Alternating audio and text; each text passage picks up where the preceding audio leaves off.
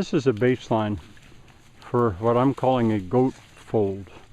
I don't know what else to call it. A sheepfold, I've heard of a sheepfold, but not a goat fold. Anyway, it's going to be a place where I can corral the goats if I want to, where I could keep them at night where they'd be safe. But it can also be a place for campers. If somebody decided they wanted to come up here and camp, they could, and they'd have a safe place to go. There are some dangers in these woods.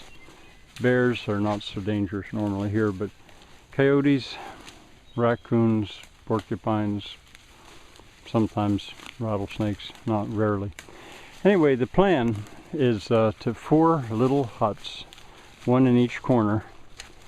Let me go to the middle of the goat fold. And then a fence around all 4. Each one will be a corner. Here I'm about in the middle. And so far I have maybe $100 in it because of the blocks. That's the highest spot. I use 4-inch blocks there. This is very nearly level. That's next to the highest. I was using 6-inch blocks there. Third to the highest, and then the lowest. But the whole area is probably within about 6 inches or maybe a foot. I'm going to level them up, and I'm going to set pallets on them. My normal way of building a pallet hut. Now, something that slowed us up was the fact that there was this really big dead ash. The ashes are dying here all over the place. They're just about all dead. And we, as Andy said, my neighbor, we better cut it now before you start to build stuff here. And it didn't fall exactly the way we wanted, and it got hung up in trees. It was hard.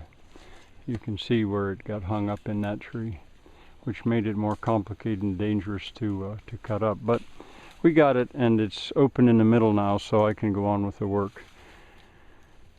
So this is a baseline. I thought I should film it now because even today I might. Next thing I'm going to do is make sure all the blocks are level. That's what these boards are for, to shim them up. Those 12 are already level. And in each, on the inside corner, that's level, that spot, so I'll level the other 11 blocks to that. This one is level. I'll level up the rest of the 11 blocks to that. And then here, this one, the inside corner is level. Alright, I guess if you decide you want to come here and camp sometime as a visitor, you'll be most welcome.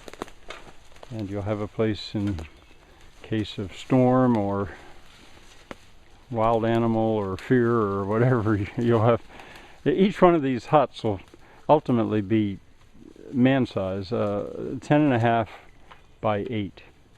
But I'll just do this one probably first this year, if that.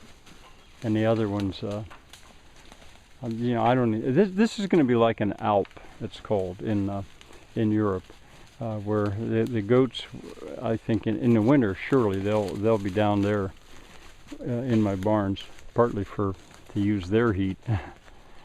But then in the summer, I may just keep them up here. I can bring water within about 50 yards, right over there.